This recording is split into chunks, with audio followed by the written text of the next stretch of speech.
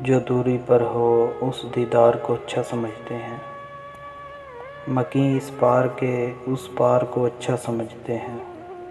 انہیں پرامن رہنے کا سبق تو دے رہے ہو، پر یہ جنگی لوگ ہیں تلوار کو اچھا سمجھتے ہیں۔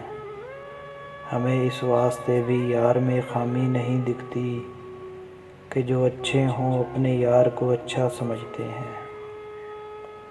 کسی کے خوف سے حق بات کہنا ترک کر دیں کیا؟ کسی کے خوف سے حق بات کہنا ترک کر دیں کیا؟ ہم ایسی خاموشی سے دار کو اچھا سمجھتے ہیں۔ یہ کیسے لوگ ہیں جو عمر بھر تو ظلم ڈھاتے ہیں؟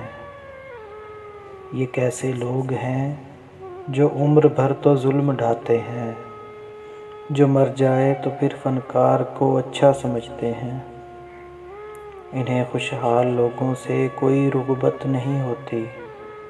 یہ ظالم ہیں جو بس لاچار کو اچھا سمجھتے ہیں۔